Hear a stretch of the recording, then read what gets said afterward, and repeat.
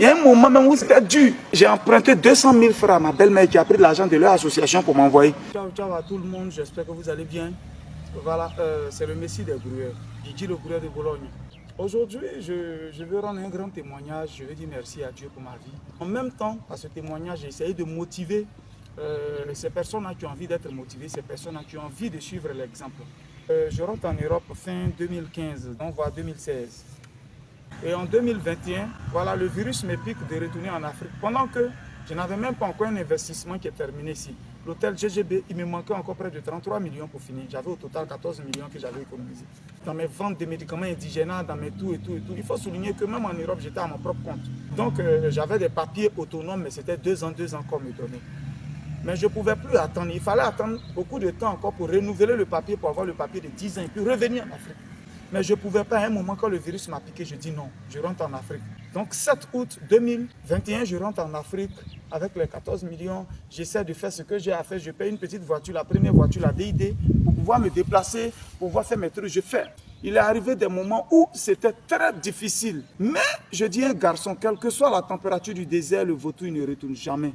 J'ai serré mon cœur, j'ai continué. Il y a un moment même où c'est arrivé, où c'était dur. J'ai emprunté 200 000 francs à ma belle-mère qui a pris l'argent de leur association pour m'envoyer. Tellement c'était dur. Je suis un business, il fallait que je complète l'argent. Pour dire que quand on prend une décision, c'est dur, c'est difficile.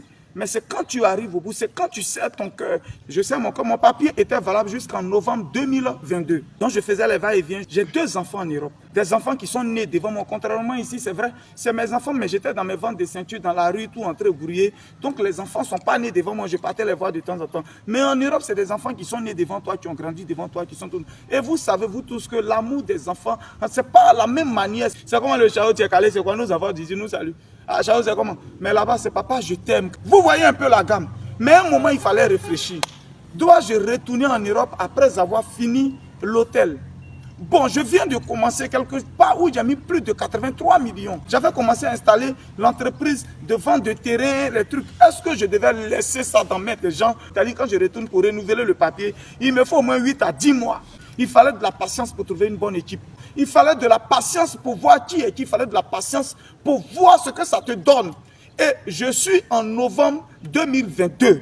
Le 11 novembre, le papier va périmer. Je suis au début. J'ai réfléchi. Mes amis m'ont dit, Big up à Saviola, le banquier. Il dit, Guy, tu prends un gros risque. Guy, les gens m'ont parlé.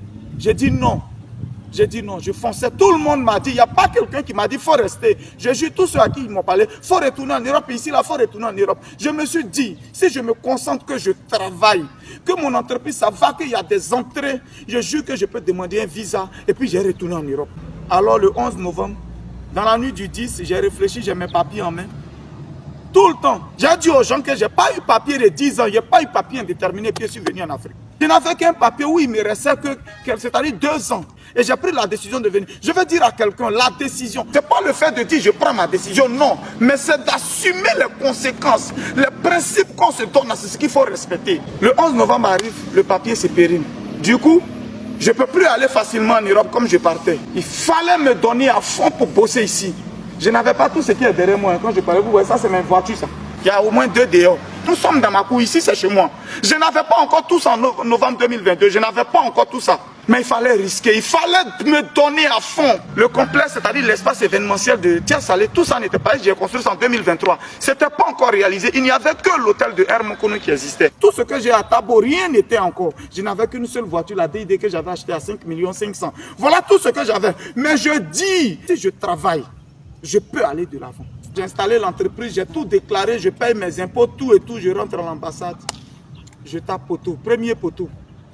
Chaque jour, tu entends les messages de tes enfants. Papa, tu viens quand? Papa, tu nous as abandonnés. Papa, vous-même, vous savez, vous connaissez les enfants de l'Europe. Je rentre dans la maison la nuit. C'est vrai, l'argent que je cherchais là, j'ai eu, j'ai commencé à avoir. L'âme ne faisait que couler. Je dis l'avenir de mes enfants, j'avais mal. Oh, pour qu'eux, ils viennent, l'argent, je pouvais payer billet d'avion. Du côté de leur maman, qu'elle ait des congés. Et par la grâce de Dieu, je rentre le 16, je prends le vol.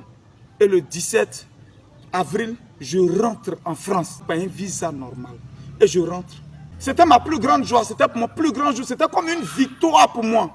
Parce que oui, c'était un risque, un plus gros risque que de perdre ces papiers européens, de les perdre pour être en Afrique. Je dis non, si je travaille, je pouvais aller. Par la grâce de Dieu, je rentre à l'ambassade, le visa il sort et on me donne un visa. Justement, j'ai laissé le reste des jours et je suis venu. J'ai fait que 13 jours en Europe. Et puis je suis revenu. Mais quand je rentre, je vais faire surprise à mes enfants. Quand je rentre. Comment est-ce que je fais la surprise à mes enfants? J'étais l'homme le plus heureux de la terre. J'étais l'homme le plus heureux. Vous savez, c'est un gros risque. J'ai risqué pour être là. Je voulais dire merci à Dieu. Et quand je rentre, ce n'est pas uniquement pour ça. Il y a ça.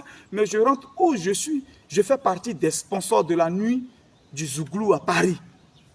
C'est-à-dire, je rentre là, je prends le micro pour parler devant une foule où je parle de mon entreprise, où je parle de GGB Multiservice, devant tout le monde, devant les médias, et puis j'ai le micro en main, et puis je suis en train de parler de mon entreprise. C'est-à-dire, je vais en Europe pour parler de mon entreprise. Je n'ai pas dit sponsor à Herman Kono, j'ai dit sponsor à Paris. Je dis à quelqu'un le travail ou rien. Pour arriver quelque part, on commence quelque part. Mais dans quelque part, la chemin faisant, il y a des épines sur la route du bonheur. Il y a des épines. L'or passe par le feu avant de briller. J'avais mal de ne pas les voir. J'avais mal. Je voulais dire merci aujourd'hui à Dieu pour ce qu'il a fait, pour la grâce qu'il m'a faite. Après combien de temps que j'ai revu mes enfants. Je vais par ricochet dire à tous les vrais grouillards, à tous les vrais batteurs, ceux qui me demandent, Guigui, comment c'est passé? Que tu es allé en Afrique. Je n'avais pas papier indéterminé, les gars. J'ai pris un risque, j'avais papier de 1 an qui me restait 1 an et puis je suis venu en Afrique. Les gens ont dit, ils ont raconté, ils ne peuvent plus aller en Europe. Oui, ils ont dit. Pas qu'ils ne pouvaient plus aller. S'ils avaient dit ces papiers sont périmés, c'était bon, mais ils ne peuvent plus aller en Europe, c'est faux. Je viens de l'Europe comme ça. C'est de l'Europe que je viens. Je voulais dire aux gens, c'est une décision, c'est un jour on la prend. Depuis tu hésites. Fais, enlève ça dans ta tête. Prends ta décision dès maintenant.